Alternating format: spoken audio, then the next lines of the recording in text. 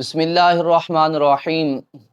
جیسا کہ آپ سبھی کو معلوم ہے، گزشتہ رات بھارت نے اپنی بزدلی اور خباثت کا مظاہرہ کرتے ہوئے پاکستان پر حملہ کیا۔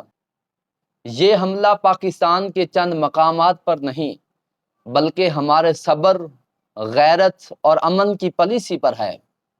ہم امن کے داعی ضرور ہیں لیکن کمزور نہیں۔ اے بھارت سن لے، یہ پاکستان ہے، تمہارے باپ کا گھر نہیں۔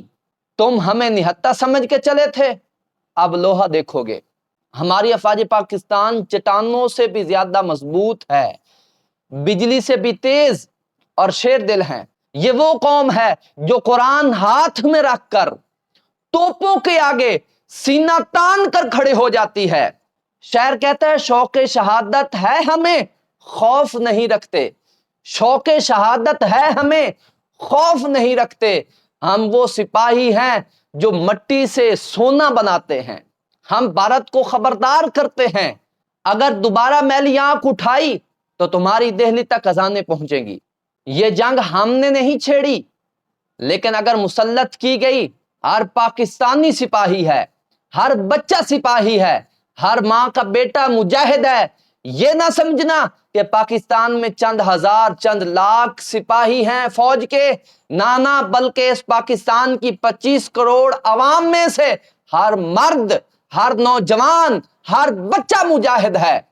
وطن کی مٹی ماں ہے اور ہم کہا کرتے ہیں، ماں کی حفاظت ایمان کا حصہ ہے۔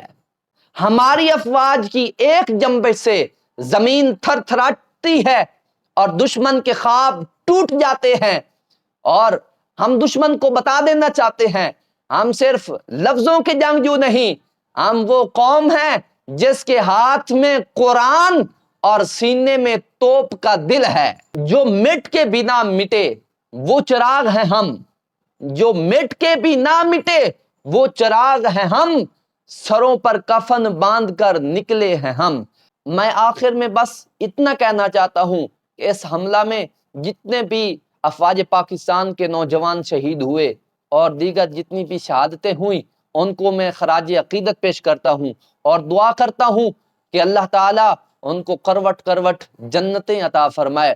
اور ہم یہ ہر میدان میں نعرہ لگاتے ہیں کہ پاکستان کا مطلب کیا، لا الہ الا اللہ، دستور ریاست کیا ہوگا، محمد الرسول اللہ۔ پاکستان زندہ باد، افواج پاکستان پائندہ باد۔